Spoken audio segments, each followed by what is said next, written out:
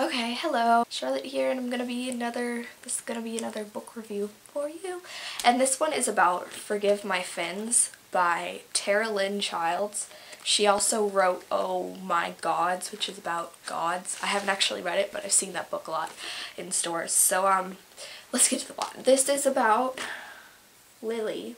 Her real name's Water Lily. And, she's blindly in love with a guy named Brody. She is a mermaid, which is quite obvious, and that is not spoiling anything.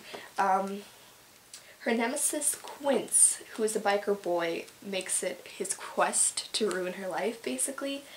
And when she's about to have her long-awaited first kiss with Brody, Quince gets in the way, and it's a huge case of mistaken identity, and she needs to bring Quince back to her Thalassinian home, because she lives in Thalassinia, and get their bond removed, because basically they bonded by accident. And right off the bat, I'm gonna say I'm not a fan of this book. I did not like it. People did. A ton of people like this book, and I feel like an outsider, but no, I really did not like this book. I don't want to use the word hate, but I really did not like this book. I gave it 2 out of 5 stars. And I'm gonna get to why. So, I mean, I'm sorry, because whenever I do a negative review, I always get negative comments, but this is my opinion, guys. You need to suck it up. Yeah, I'm being rude, but, you know, I get so many negative comments when I give negative reviews, but isn't that the whole thing, to give your opinion? So, I loved it the first few chapters because it had so much potential, and I love mermaid books. I haven't read that many, but every time I get one I usually love it. But this book wasn't like that. First few chapters it had a ton of potential, and I was like excited, but then it's like every chapter the same thing. Okay, you know, reactions. I am a big person when it comes to reactions because I read a lot of paranormal and fantasy, so when someone, like a human, finds out that someone's a vampire, the reaction is how I grade it. Like, it is a big part, like 75% of how I judge a book is on the reactions of people. Not just like paranormal, but like normal reactions if someone finds out something's happening. Reactions! And this book was terrible. I just want to say that there was one part where Brody, this isn't spoiling anything, but he finds out that Lily's a mermaid and he says, "Cool, do you wear coconut bras?" I am not kidding at all. That is what it says. It says, "Cool, do you wear coconut bras?" Okay, I know I'm getting worked up, but that was a huge pet peeve.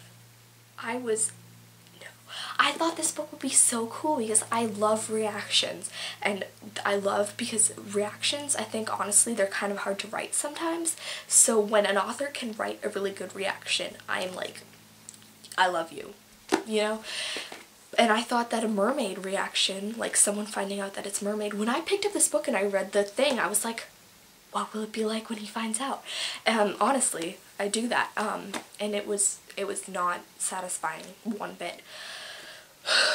And if you think I'm exaggerating at all with the coconut thing, if you want me to, I will open this book and I will find it. Once this thing actually happens, it's like with Quince and Lily, because you can kind of tell from the biography that they're the ones who spend time together. What happens is they just click for part of the chapter, and then one of them gets mad and storms off.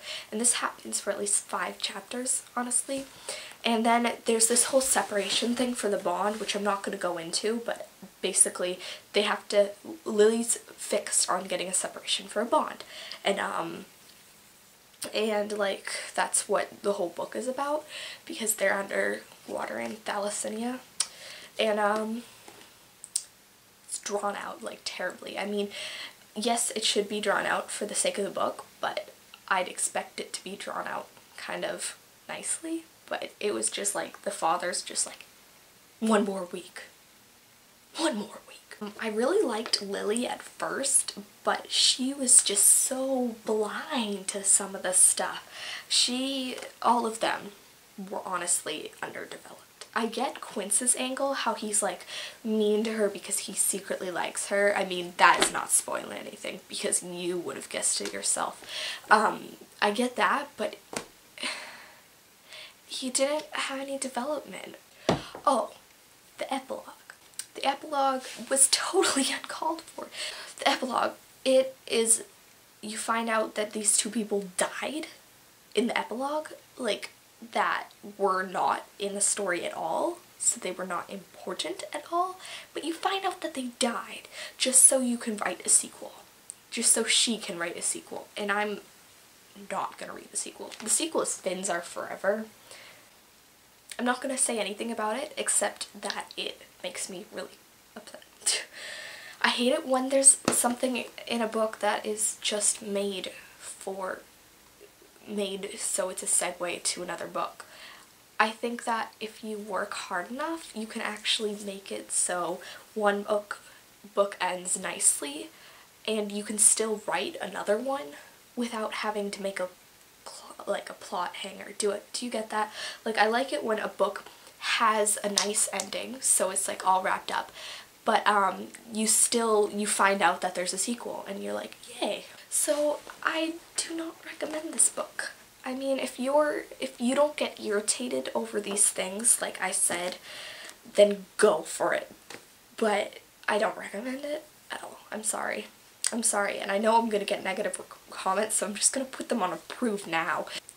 This book is going to the book sale. These people liked it. I was looking on Goodreads and I was looking through reviews recently, and there were a lot of like 4 and 5 stars, and I guess that they just don't pay attention to the little things that I do. So I need to go because I'm spending too much time talking to a camera.